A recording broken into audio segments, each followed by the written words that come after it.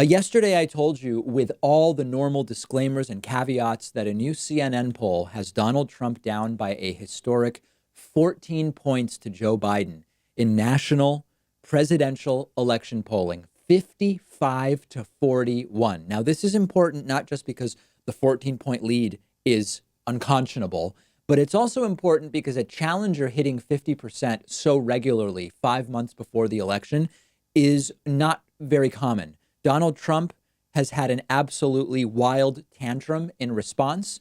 And I want to give you a look at what he said, and then we can fact check it. So Trump has been reportedly going nuts on his campaign manager, Brad Parscale.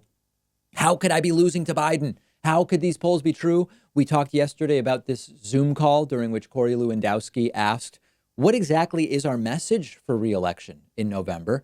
And this all led to Donald Trump having a tantrum, tweeting, quote, CNN polls are as fake as they're reporting. Same numbers and worse against crooked Hillary. Dems would destroy America. So there are two empirical claims being made there. The first is CNN's polling is bad. Trump calls it fake.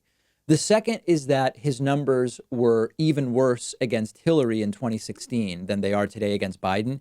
And yet he still managed to win in 2016. So this is a great opportunity to just examine empirical claims. First, is CNN a good pollster or a bad pollster? Remember, the polling arms of a lot of these media outlets are separate from the reporting or broadcast arm. So, for example, Fox News polling is actually quite good, despite Fox News Channel being a right-wing hack job. CNN polls are also well ranked. They're ranked B plus by 538. So CNN polling is quite good. Trump's claim that CNN polling is bad is incorrect. Second claim from Trump is that he was polling even worse against Hillary in 2016 and he still won. That's simply not true.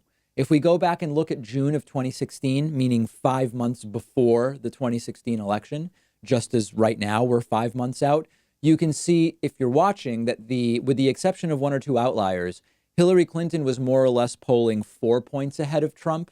And reminder, she did win the popular vote against Trump by a couple of points. If you look at the polling of Trump versus Hillary right before the election, you can see it was even closer. Hillary was ahead by 3.2 on election day, and she won by 2.1. Because remember, these are popular vote polls. So Trump is wrong on both counts.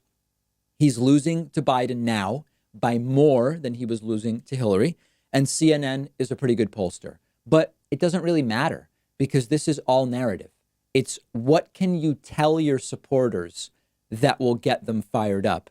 And fake news CNN is lying to you gets his supporters fired up. Last thing, Trump then tweeted that he has hired a pollster to debunk the CNN poll because he was clearly so triggered by it, tweeting, I have retained highly respected pollster McLaughlin and Associates to analyze today's CNN poll and others, which I felt were fake based on the incredible enthusiasm we are receiving. Read analysis for yourself. This is the same thing they and others did when we defeated crooked Hillary in 2016. They are called suppression polls and are out to dampen enthusiasm. Despite 3.5 years of phony witch hunts, we are winning, and we will close it out on November 3rd. Again, the letter Trump posted with this analysis is all wrong.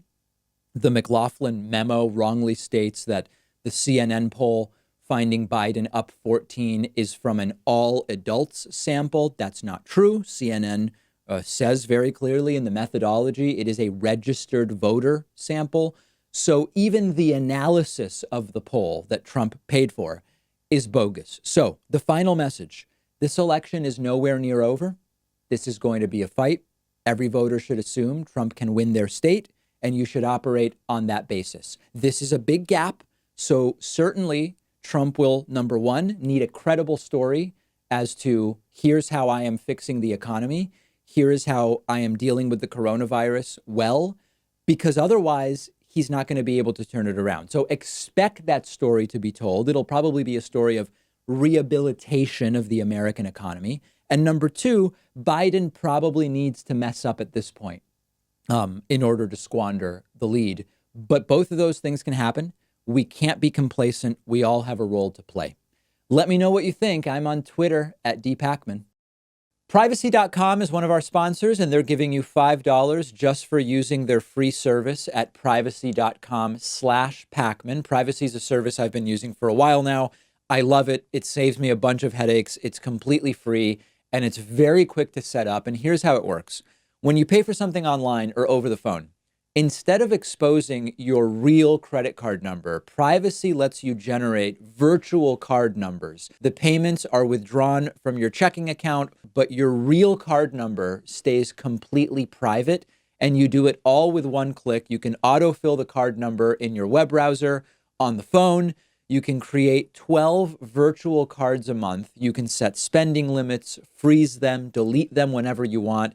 I especially love it for free trials where you need to give a credit card number, because I can destroy the virtual card number as soon as I give it to the company, and I know I won't be charged in the future. If you're ordering food over the phone, why do I need to give a restaurant my real card number if I don't have to? Companies don't have to know who you are. Your real credit card number is protected from the data breaches that happen, unfortunately, more often than we would like, and it's completely free. They do have a paid version with different tiers where you can create more virtual credit card numbers per month, cashback rewards, extra security features. But go ahead and sign up for the free service. It's a no-brainer. Companies can't charge you unexpectedly. You're protected from identity theft. It costs you nothing. And Privacy is giving you $5 to spend just for signing up when you go to privacy.com/Pakman.